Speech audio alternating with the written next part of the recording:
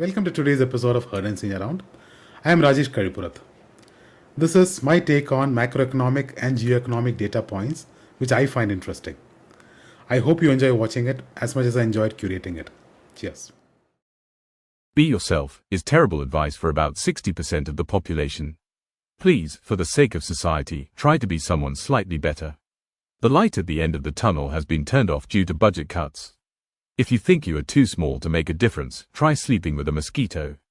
We call it a stretch goal because mathematically impossible fantasy didn't fit on the slide. A status update meeting is just a hostage situation where the ransom is 1 hour of your life you'll never get back. The 2026 Rich List tells a simple story. Scale beats everything. Tech founders dominate because platforms compound faster than factories, and equity beats wages by a mile. One name at the top skews the chart, but the pattern matters more. AI, software and networks now mint wealth at industrial speed. Old money still survives, but new money runs the leaderboard. Capital rewards ownership, not effort, and it does so relentlessly. This table quietly tells a big story. Low-income filers are shrinking, while every higher income bracket is growing, and quite fast. Returns above 50 lakhs are up above 20%, and crore plus filers are exploding. That's not just prosperity, it's income polarization meeting better compliance. Consumption may look soft at the bottom, but tax buoyancy is coming from the top. India is not getting poorer, it's getting more uneven. As Pareto once said, the vital few matter more than the trivial many. India's subsidy bill has quietly slimmed to a 25-year low, just 8.4% of total spending. That's less about austerity and more about plumbing. DPI and JAM have plugged leakages, while budgets pivot from giveaways to roads, railways, and power. Fewer middlemen, more concrete. The political economy hasn't vanished, but the spend mix has matured. Less sugar rush, more protein. In 2025, the world's richest added $2.2 trillion, and over half of that came from the US and Canada alone. That's asset inflation at work. Equities up, private markets firm, and AI optimism doing the heavy lifting.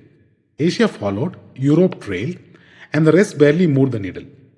This isn't about salaries, it's about ownership in a world where capital compounds faster than GDP. When markets rally, wealth concentrates quietly, efficiently, and relentlessly. Global copper still comes from a surprisingly small and aging set of mega mines. Chile dominates, the DRC is rising, and a handful of assets do most of the heavy lifting. That's fine in calm times and risky in an electrification boom. EVs, grids, and AI data centers want more copper. Geology and politics move slower. This is why copper keeps flirting with scarcity premiums. Supply is concentrated, incremental, and anything but agile.